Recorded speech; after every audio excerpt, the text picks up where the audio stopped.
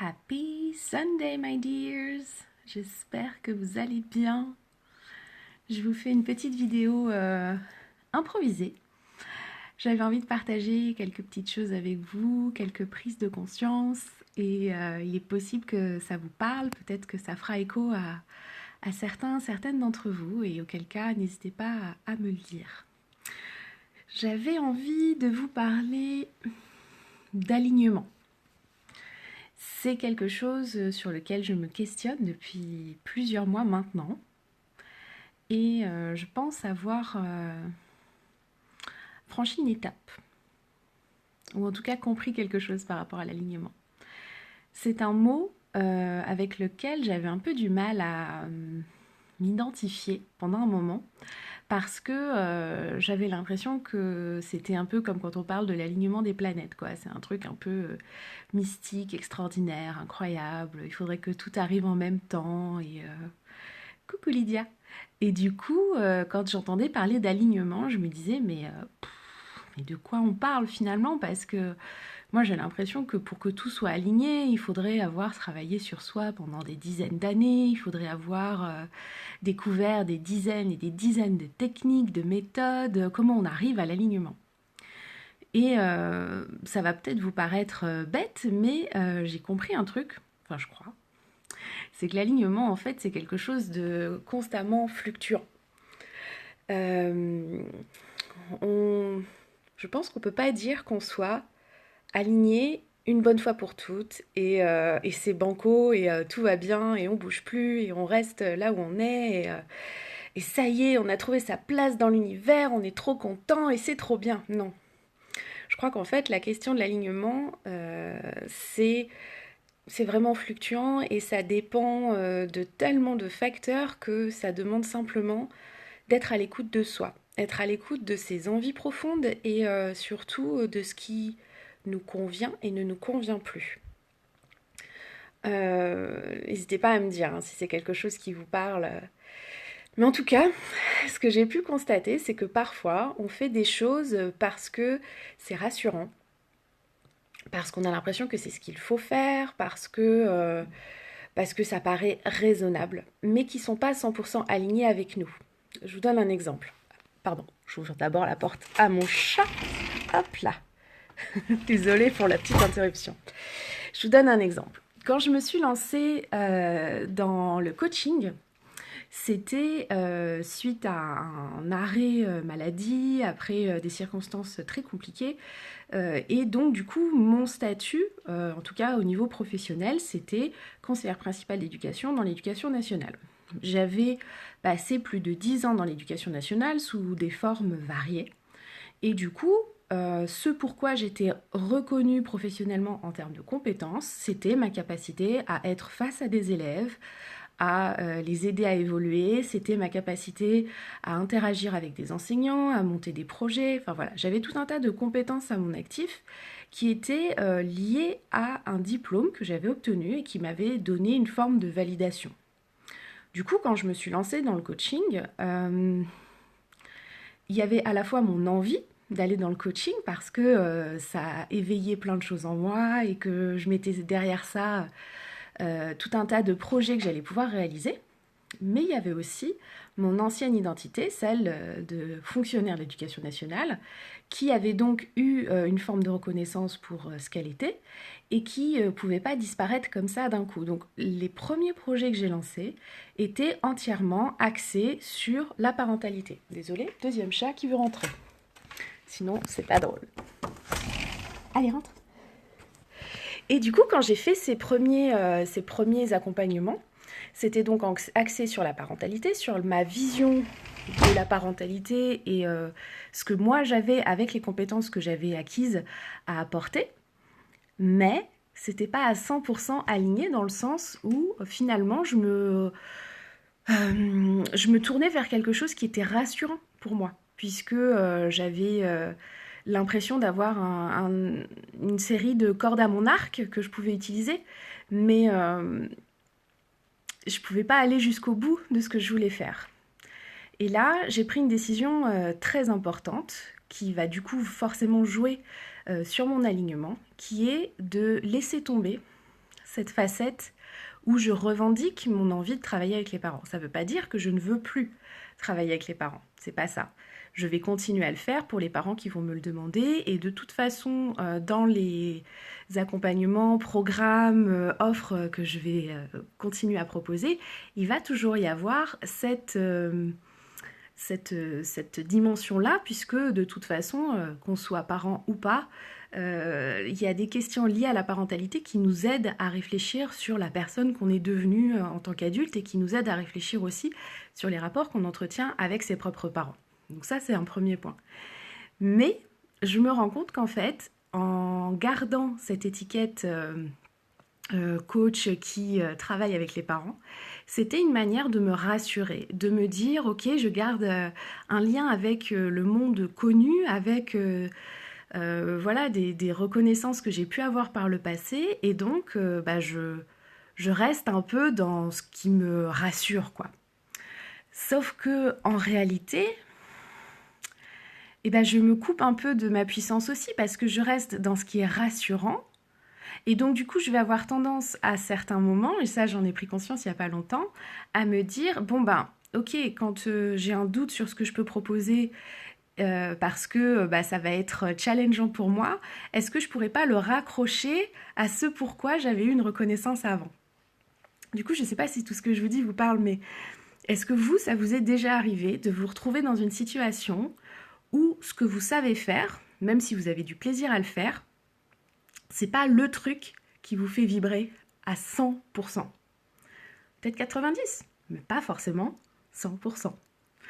Et j'adore toujours travailler avec les parents, c'est pas la question.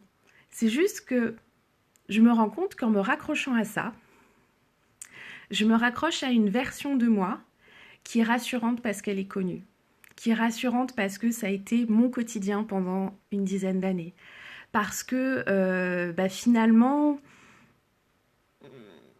voilà, j'ai pas besoin de sortir à 100% de ma zone de confort. Ah, Lydia, ça te parle.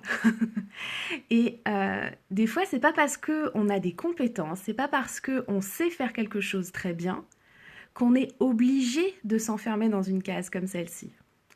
Et du coup, ça veut pas dire que la mettre de côté pendant un temps, c'est renier complètement qui on a été. Et puis, de toute façon, je crois que le mot jamais, c'est pas un mot qu'il faut employer parce que rien n'est jamais figé. Mais je crois que la question de l'alignement, profondément, c'est une question d'équilibre et d'être capable de se regarder en conscience et de se dire qu'est-ce que je suis en train de faire là tout de suite? Est-ce que c'est vraiment ce que moi je veux faire? Ou est-ce que c'est me raccrocher à une ancienne version de moi qui est rassurante et qui va me permettre de créer une fausse sensation de sécurité? Parce que finalement, cette fausse sensation de sécurité, ce que moi je ressens, en tout cas, n'hésitez pas à me dire si ça vous parle, hein, mais c'est que cette fausse sensation de sécurité, elle nous empêche d'aller vers quelque chose de plus expansif. Ça nous empêche d'aller vers quelque chose d'encore plus créatif. Parce que dans la créativité, il y a forcément une forme de challenge. Si on reste uniquement dans ce qu'on sait faire, bien faire et pour lequel on nous a déjà valorisé, finalement, on peut se dire, voilà, mais est-ce que ça vaut le coup que j'aille vers quelque chose de nouveau pour lequel j'ai pas encore eu de retour, pour lequel on m'a pas encore dit que c'était cool et du coup, est-ce que ça vaut vraiment le coup? Parce que si je le fais, finalement, je prends un risque. Je prends un risque que ça marche pas, je prends un risque de perturber les personnes qui sont venues à moi pour mes premières compétences, mais qui se retrouveront peut-être pas dans les nouvelles. Lydia, tu dis on change constamment. Bah oui, c'est le principe. En effet, je suis complètement d'accord avec toi.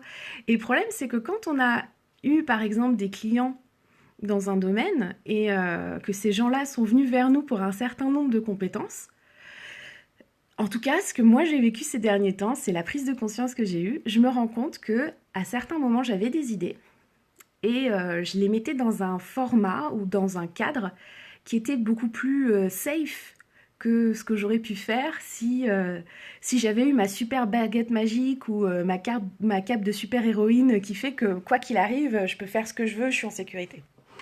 Donc du coup, j'avais une idée et puis je me disais, ok, mais est-ce que les gens de ma communauté vont comprendre? Est-ce qu'ils vont adhérer? Est-ce qu'ils vont pas avoir envie de partir? Est-ce que je vais pas trop déranger? Est-ce qu'on va pas se dire, mais elle est complètement farfelue, celle-là, elle est par où, là? Elle est en train de partir dans ce délire. Et finalement, je crois que l'alignement, c'est accepter de laisser partir une partie de soi, laisser partir des personnes aussi qui vont pas forcément se reconnaître dans la nouvelle version de nous. Et comme rien n'est définitif, ça ne veut pas dire que ces personnes-là ne reviendront pas à un moment donné, mais c'est oser se dire, ok, pour être aligné, c'est-à-dire pour être complètement cohérente entre mes envies, mes désirs, mes vibrations, j'accepte de sortir de ma zone de confort, de déranger peut-être certaines personnes et de perdre. Et je crois que c'est une difficulté qu'on est beaucoup à ressentir, encore une fois, si ça vous parle, dites-le moi.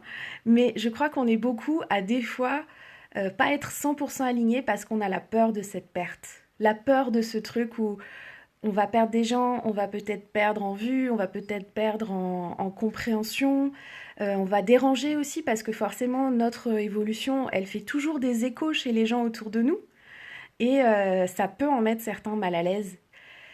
Et être aligné, c'est accepter de mettre les gens mal à l'aise. Tu me dis qu'ils partent, en fait, il y en a d'autres qui viendront. Ouais. Et c'est avoir confiance, je suis d'accord avec toi. Mais du coup, ça veut dire qu'il faut avoir foi en soi, en son projet, et en la validité de ce nouvel alignement vers lequel on tend, pour se dire, ces personnes-là viendront.